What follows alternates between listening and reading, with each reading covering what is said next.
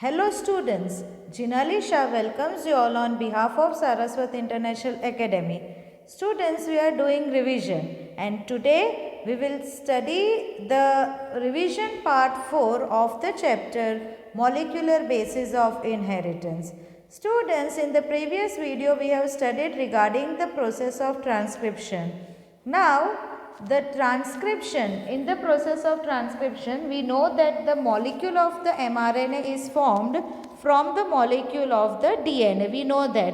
But now students, in the eukaryotic organisms, the mRNA which is formed from DNA needs some processing. It needs to be processed.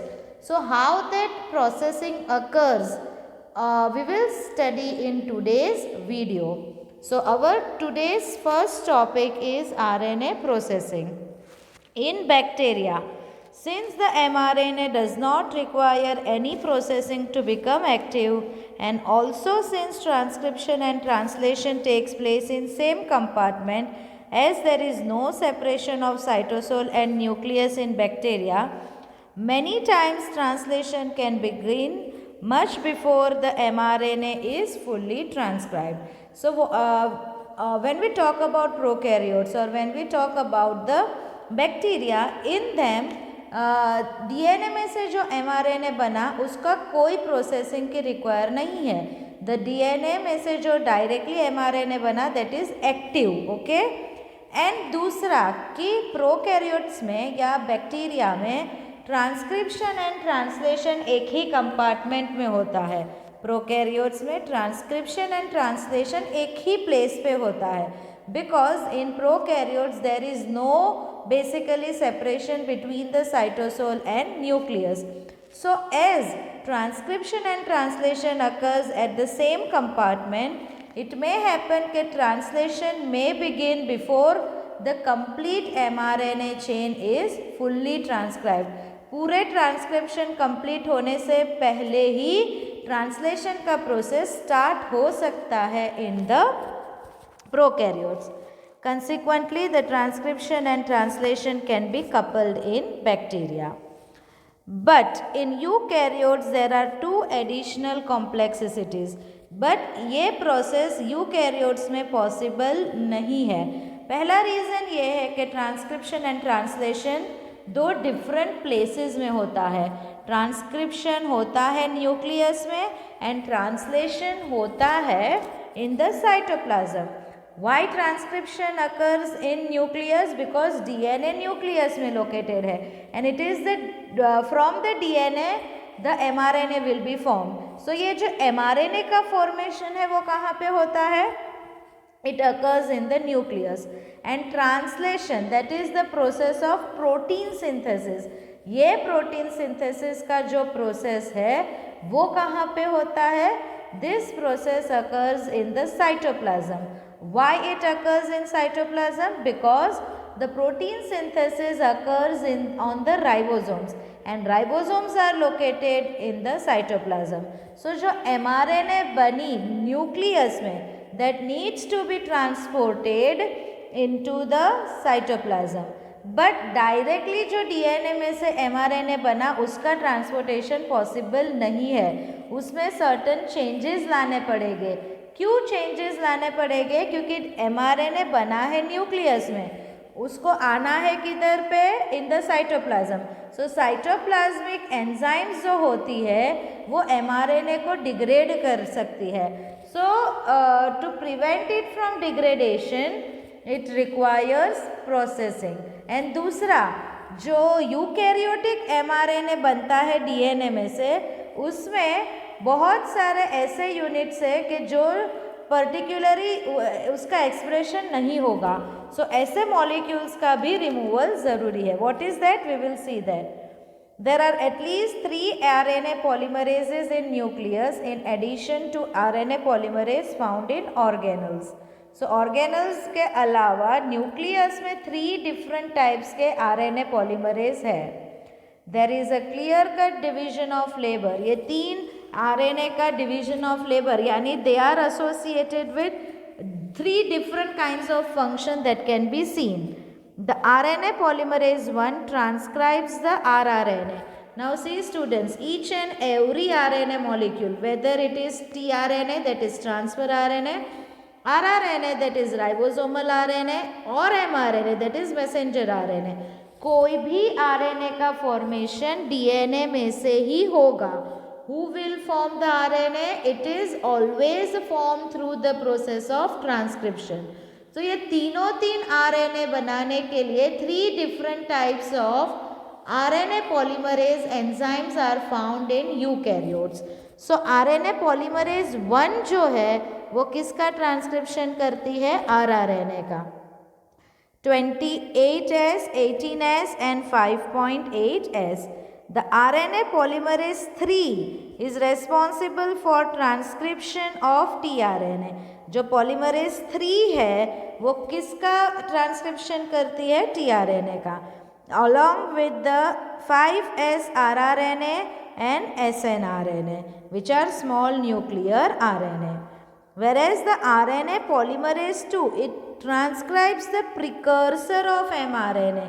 Precursor यानी जो main mRNA से पहले जो mRNA बनता है, that is precursor. यानी DNA में से डायरेक्टली जो mRNA बनता है, that is called precursor RNA.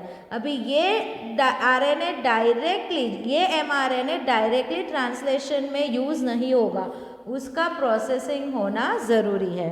So the RNA polymerase 2 transcribes the precursor of mRNA, which is called as the heterogeneous nuclear RNA. So see, rRNA कौन बनाता है? RNA polymerase 1. tRNA कौन बनाता है? It is RNA polymerase 3. And जो heterogeneous nuclear RNA है, या जिसको हम बोलते हैं precursor of mRNA, उसको कौन बनाता है? It is made by RNA polymerase 2. Now the second complexity, दूसरा प्रॉब्लम क्या है? क्यों RNA प्रोसेसिंग यूकैरियोट्स में ज़रूरी है? फर्स्ट रीज़न हमने देखा. Now second reason.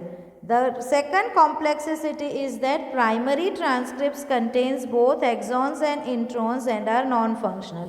अभी ये जो प्राइमरी ट्रांसक्रिप्ट यानी जो प्रिकर्सर mRNA या उसको हम हेट्रोन्यूक्लियर RNA बोलते हैं, ये जो RNA बना, mRNA जो DNA में से बना, उसमें इंट्रॉन्स एंड एक्सॉन्स दोनों होते हैं. एंड इंट्रॉन्स और एक्सॉन्स दोनों होने की वजह say that mRNA is non functional. ये नॉन फंक्शनल mRNA को हमें क्या करना पड़ेगा? फंक्शनल करना पड़ेगा.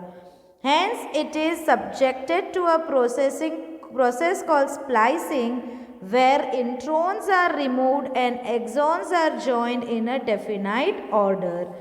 So RNA प्रोसेसिंग का जो फर्स्ट स्टेप है वो स्प्लाइसिंग है.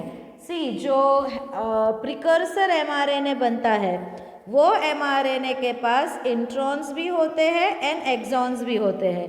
उसमें introns are basically transcriptionally inactive, उनको निकाल देना ज़रूरी है. They do not code for anything.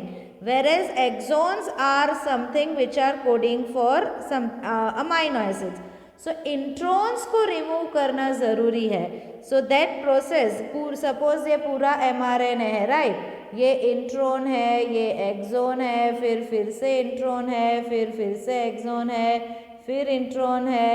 सो इसमें से फंक्शनल कौन है? The exons are only functional. So ये इंट्रॉन्स को निकाल देना ज़रूरी है. Okay, so this introns are removed. अभी बचे कौन? एक्सोन्स. ये दोनों एक्सोन्स को फिर क्या करना पड़ेगा? जॉइन. सो ये जो पूरा प्रोसेस है उसको बोलते हैं स्प्लाइसिंग. ओके, नाउ दूसरा क्या करना पड़ता है? Heteronuclear RNA undergoes additional processing called capping and tailing. Okay, अभी आफ्टर स्प्लाइसिंग जो नेक्स्ट प्रोसेस होता है वो कैपिंग एंड टेलिंग है. सी, कैप कहाँ पे होती है? So basically the cap is on the upper side and tail कहाँ पे होती है? नीचे. अभी mRNA मॉलिक्यूल जो बनता है वो कौन से डायरेक्शन में बनता है? 5' to 3'. सो 5' एंड पे कैप पहनानी है एंड 3' एंड में टेल पहनाना है. So why this capping and tailing is done? So capping and tailing is done in order to prevent the digestion of the mRNA by the cytoplasmic enzymes. Okay. So what is capping? In capping, an unusual nucleotide called as methyl guanosine triphosphate, it is added to the 5' end of the hnRNA.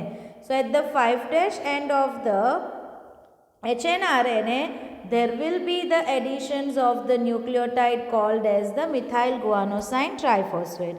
Whereas in tailing, the adenylate residues, which are basically 200 to 300 in number, are added to 3' end in a template independent manner. Template independent यानी उसको कोई template से, DNA template से कुछ भी लेना देना नहीं है. एक बार हेट्रोन्यूक्लियर आरएनए बन गया, उसके एंड में nearly 200 to 300 molecules of adenylate will be added at the 3' end. It is the fully processed hRNA, now called mRNA, that is transported out of the nucleus for translation. अभी पहले splicing किया, splicing के बाद capping and telling किया, इसके बाद अभी ये जो hnRNA है उसको हम बोलेंगे mRNA. And this mRNA is a functional mRNA which now will go into the cytoplasm for the process of the translation. Now genetic code. See students, here we are carrying out basically dealing with revision. So we will revise few chapters which are very important for your boards. So when we talk about the topic genetic code, so the main important topic is what are the salient features of the genetic code. So the codon is triplet. See students, पहले basically कितने codons है? 4 codon. Basically कितने nitrogen, और you can say how many nucleotides are there in mRNA? 4. Adenine, guanine, cytosine and uracil. Okay. अभी जो codon का nature है वो कैसा नेचर है? Triplet. Why triplet? Say for example, अगर एक कोडॉन एक ही अमाइनो एसिड को कोड करता, या एक न्यूक्लियोटाइड एक ही अमाइनो एसिड को कोड करता, तो टोटल कितने अमाइनो एसिड्स बनते? 4 अमाइनो एसिड्स बनते, क्योंकि टोटल 4 न्यूक्लियोटाइड्स है तो 4 amino acids. But we know that the number of amino acids is 20. Same way अगर डबलेट कोडॉन होता, सो बेसिकली टोटल कितने बनते? 4 into 4, that is 16.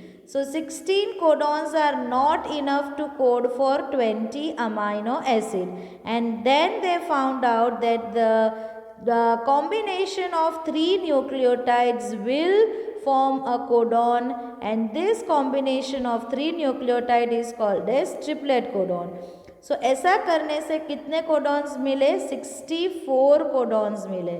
So a codon कैसा है? Triplet. That is 3 nucleotides together will form 1 codon. So total कितने codons बनते? 64. Out of 64, 61 codons code for amino acids and 3 codons do not code for any amino acids, hence they function as stop codons. So total codon 64 है, उसमें से 61 code for amino acids and 3 do not code for amino acids. Those 3 which do not code for amino acids are called as stop codons. Same amino acids are coded by more than one codon, hence the codon is degenerate. Now see, total 20 amino acids है और codon कितने हैं? 61. So what does this indicate? कि one amino acid may be coded by more than one codon. Amino acid may be coded by more than one codon. लेकिन ये आपको याद रखना है कि एक कोडॉन कभी भी एक से ज़्यादा अमाइनो एसिड को कोड नहीं करेगा. One codon will code for only one amino acid, but an amino acid may be coded by more than one codon. So this property, that is amino acid may be coded by more than one codon, that property is called as degenerate. The codon is read in the mRNA in a contiguous fashion. There are no punctuations. So basically there are no punctuation mark between the codons. They are read in a continuous manner.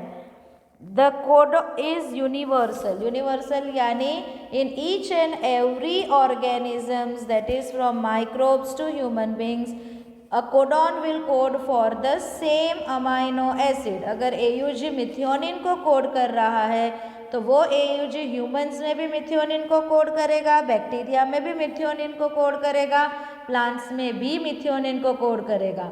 So that property is called as the codons are universal. For example, from bacteria to human, U would code for phenylalanine. There are some exceptions to this rule which have been found in mitochondrial codons and in some protozoans.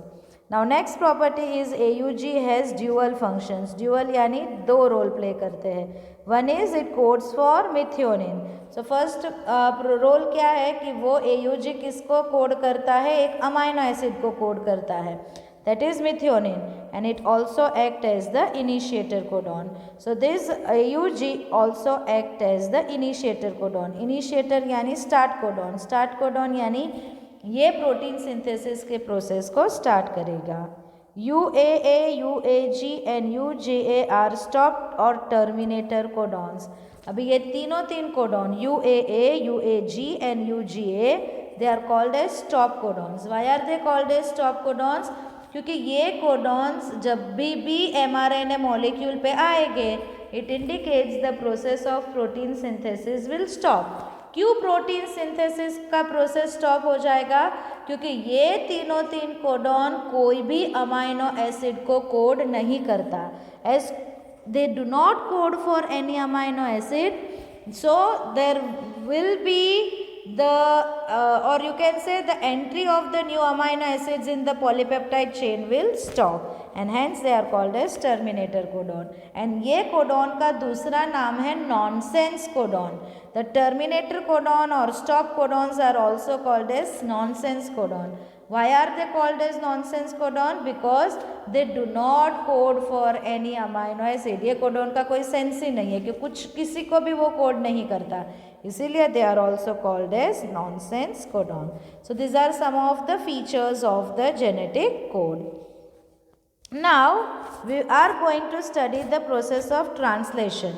But before studying the process of translation, we need to know something regarding the transfer RNA, which is called as an adapter molecule.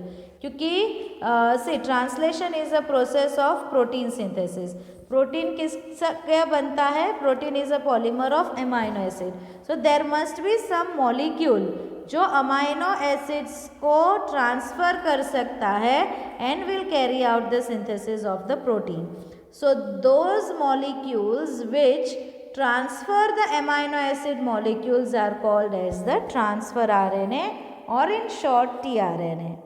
From the very beginning of the proposition of code, it was clear to Francis Crick that there has to be a mechanism to read the code and also to link it to the amino acids, because amino acids have no structural specialties to read the code uniquely. Now see, Francis Crick जब they were basically जब से genetic code propose हुआ था, तो Francis Crick ने ये बोला कि कुछ ना कुछ तो मैकेनिज्म होगी जो ये जेनेटिक कोड को रीड कर सके, and not only that, after reading the code it will also help in the linking of the amino acid.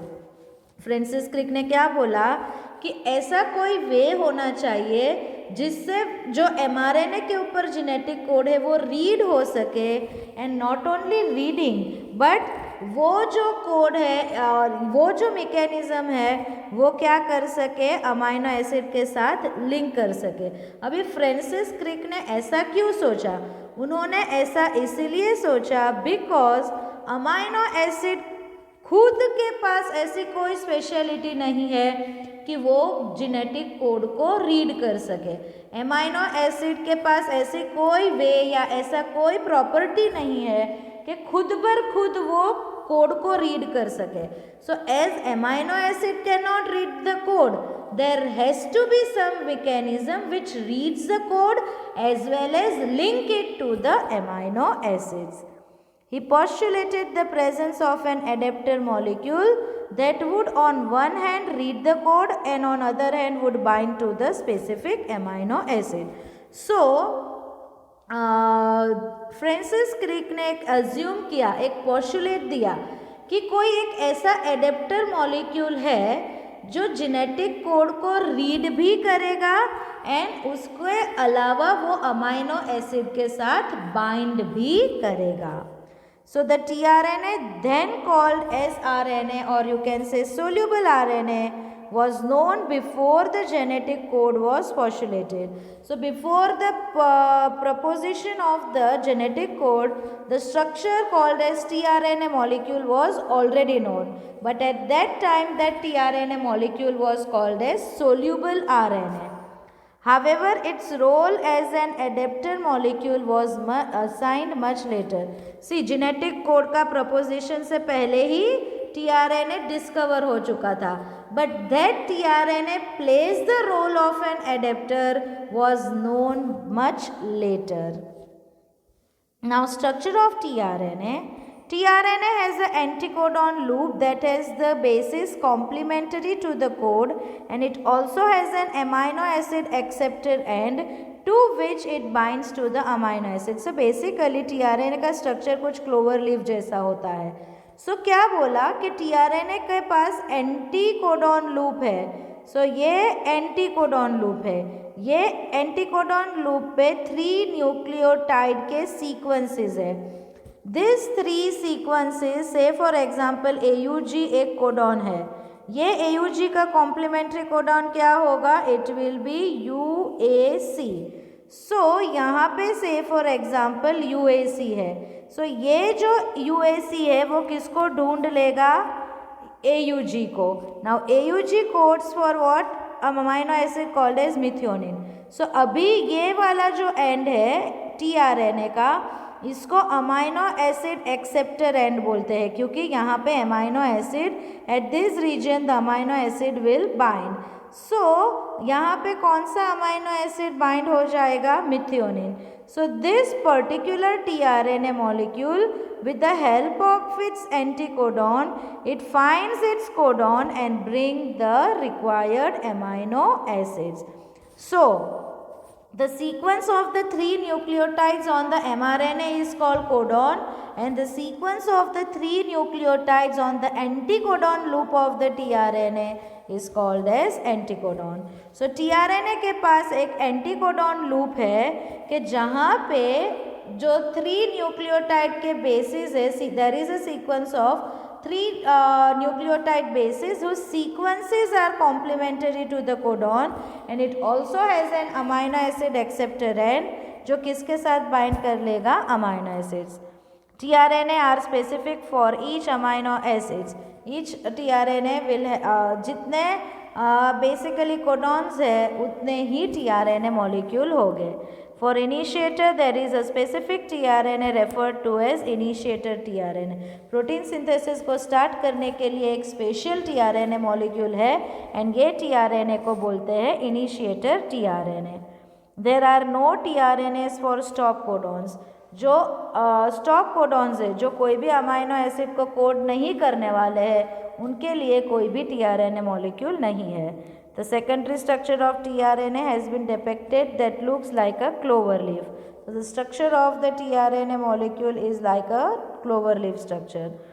In actual structure, the tRNA is a compact molecule which is inverted, which looks like inverted L. So this is a tRNA molecule. See students, मैंने बोला कि उसके पास 2 ends होते हैं. So this is anticodon loop and this is a region which binds to the amino acid. Say for example ये codon है AGU.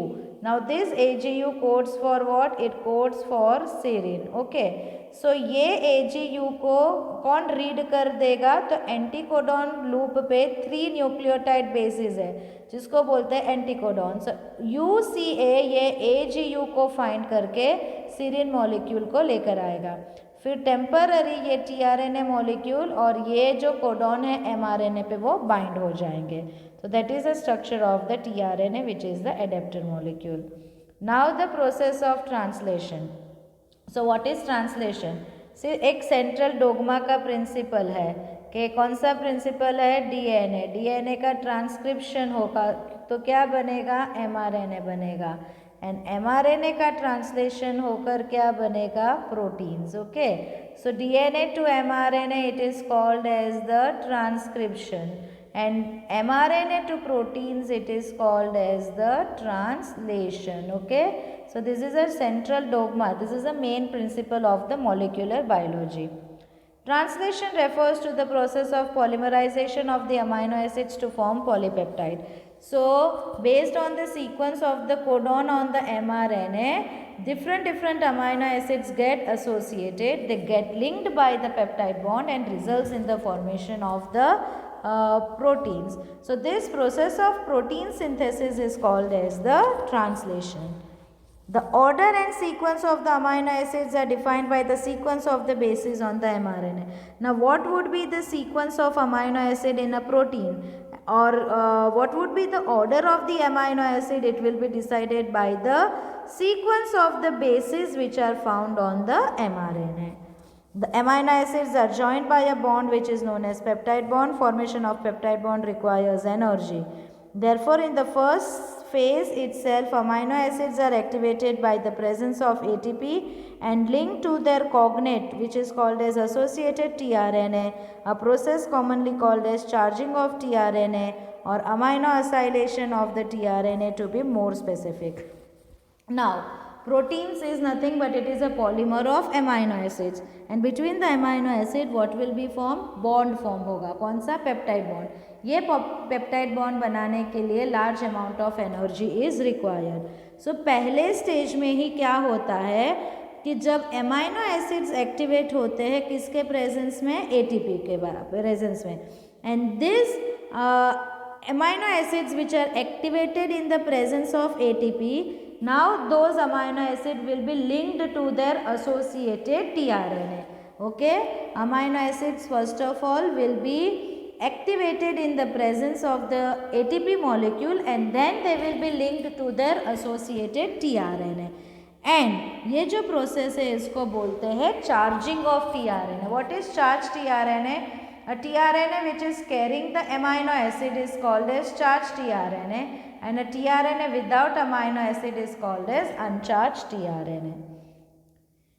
This charging of the tRNA is also called as amino acylation, क्योंकि tRNA और amino acids के link के process को बोलते हैं amino acylation. If two such tRNAs are charged tRNAs are brought close enough, the formation of the peptide bond can be favored energetically. अभी दो tRNA molecule है कि चार्ज tRNA के मॉलिक्यूल है, यानी दोनों tRNA के पास क्या है, अमाइनो एसिड मॉलिक्यूल है। नाउ ये दो tRNA एक दूसरे के नज़दीक आएगा तो उनके दो अमाइनो एसिड्स के बीच में क्या पॉसिबल होगा, पेप्टाइड बॉन्ड फॉर्मेशन पॉसिबल होगा। The presence of catalyst would enhance the formation of the rate of the peptide bond formation. The cellular factory responsible for synthesizing the proteins is ribosome. So protein synthesis कहाँ पे होता है, ribosome. And peptide bond formation के लिए catalyst होगा तो rate of reaction increase होगा। The ribosome consists of structural RNAs and about 80 different types of proteins. So ribosome किसका बना है, RNA। कौन सा RNA होता है, ribosomal RNA. Apart from ribosomal RNA, it consists of approximately 80 different kinds of proteins. In its inactive state, it acts as a two subunits, a large subunit and a subunit, a small subunit. Now we know that there are two subunits of ribosome, large and small subunit.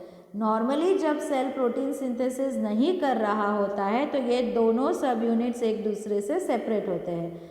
Only at the time of the protein synthesis the two subunits of the ribosomes join, that is the larger and smaller subunits of the ribosomes join only at the time of protein synthesis. When the small subunits encounter the mRNA molecule, the process of translation of mRNA to proteins begin. अभी जब small mRNA के पास small सब unit के contact में mRNA molecule आएगा तब ये time पे लार्जर सब यूनिट स्मॉल सब यूनिट से ज्वाइन हो जाएगा एंड देन mRNA का ट्रांसलेशन होगा किस में, प्रोटीन्स में.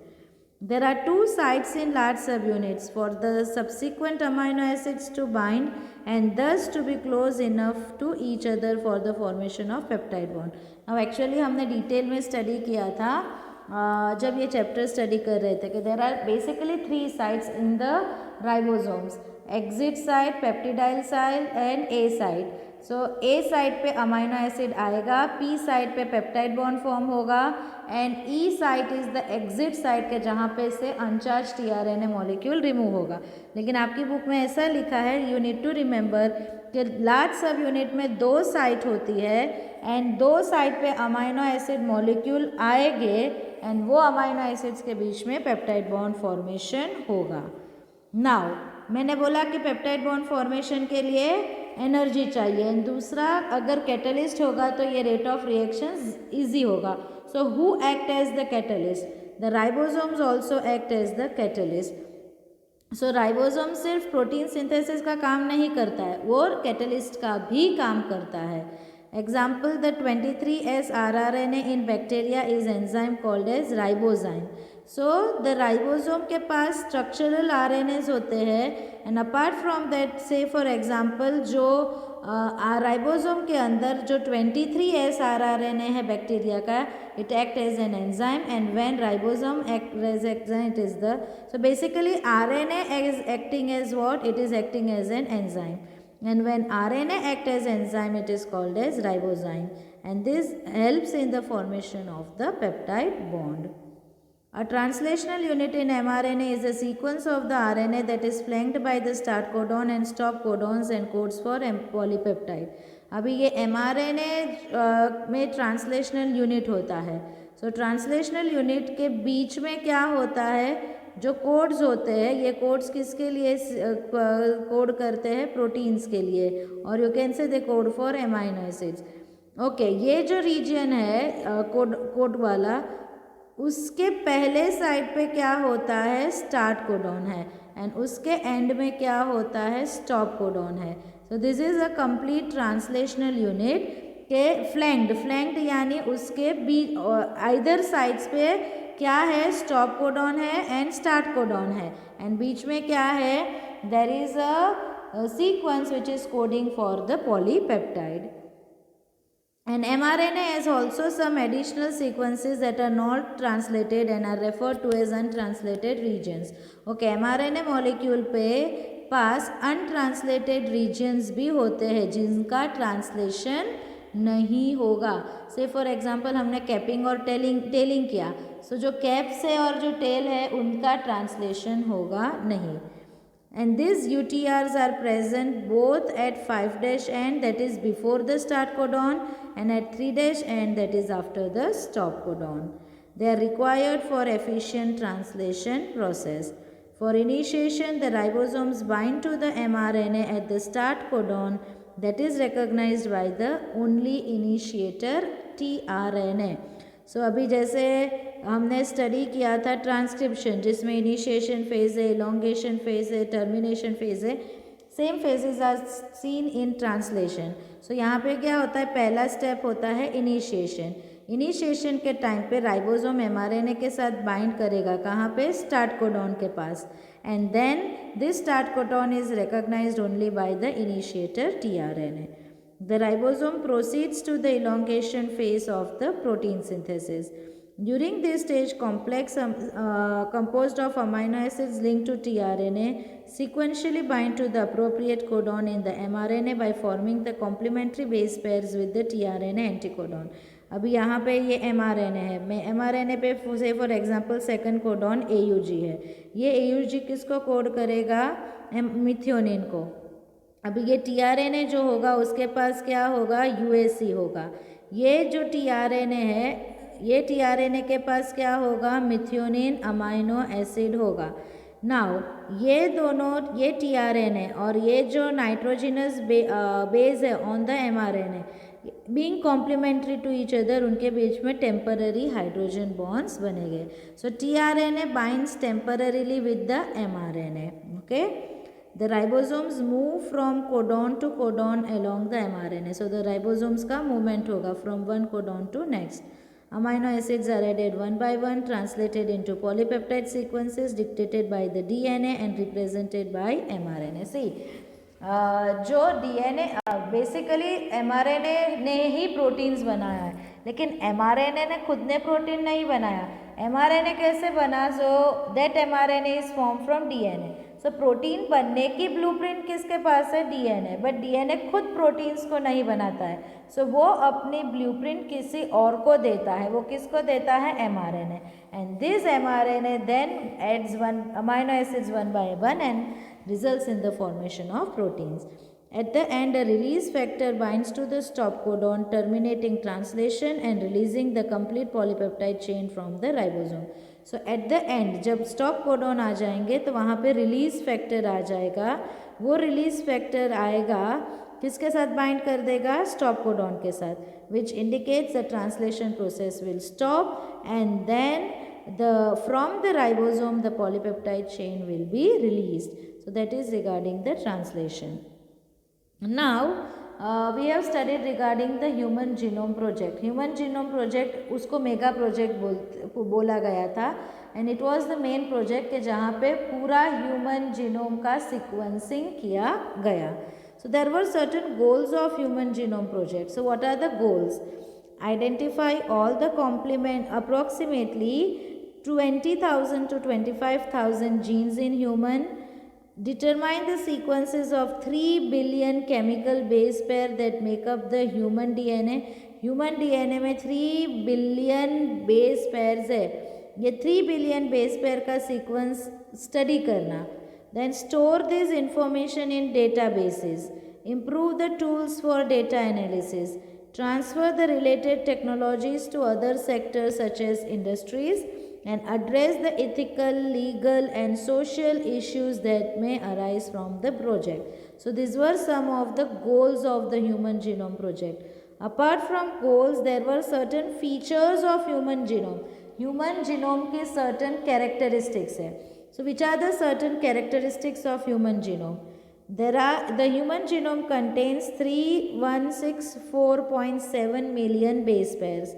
The average gene consists of 3000 bases, but the sizes vary greatly, with the largest known human gene being dystrophin at 2.4 million bases. So एक जीन में approximately 3000 bases होते हैं, but the number of the bases in the gene vary. Example, जो largest human gene है which codes for the protein dystrophin, उसमें कितने bases है? There are 2.4 million bases. The total number of genes is estimated at 30,000, much lower than the previous estimates of 80,000 to 1,40,000 genes.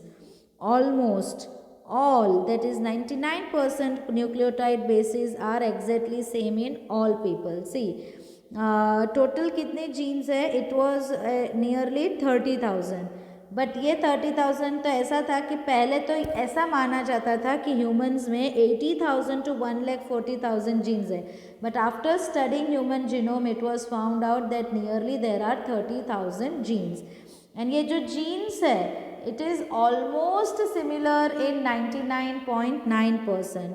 okay, ये जो sequence है, so 99.9% ये sequence all the humans में कैसा है? same है.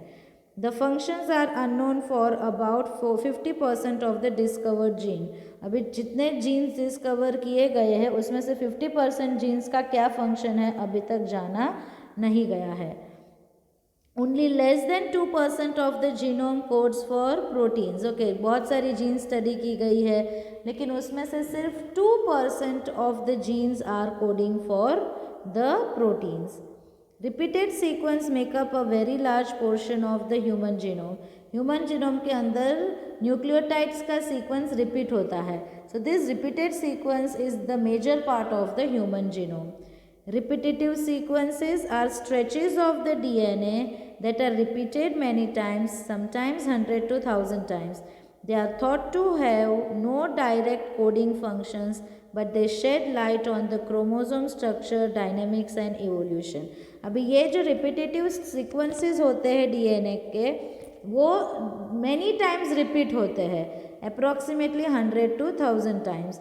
एंड ये रिपीटेटिव सीक्वेंस का कोई कोडिंग से काम नहीं है, बट ये repetitive sequences number of repeats they vary from individual to individual, and hence ये पार्ट जो डिफरेंट है it is responsible for evolution.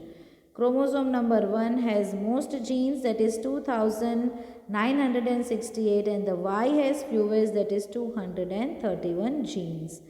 Scientists have identified 1.5 million locations where single base DNA differences, that is SNPs, new single nucleotide polymorphism pronounced as SNPs, occurs in humans. So 1.4 million locations ऐसे मिले हैं कि जहाँ पे एक ही bases में difference है।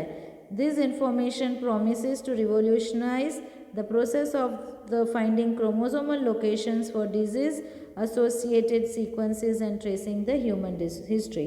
सो ये जो 1.4 लोकेशंस है कि जहाँ पे एक एक बेस में डिफरेंसेस है, इसके स्टडी से हमें मालूम पड़ेगा कि कोई डिजीज रिलेटेड सीक्वेंस है या नहीं, and we can trace the human history. So these are certain features of the human genome. So we end the revision of this particular chapter, molecular basis of inheritance. In the next lecture we will be studying regarding the revision of chapter number 5th. Thank you students.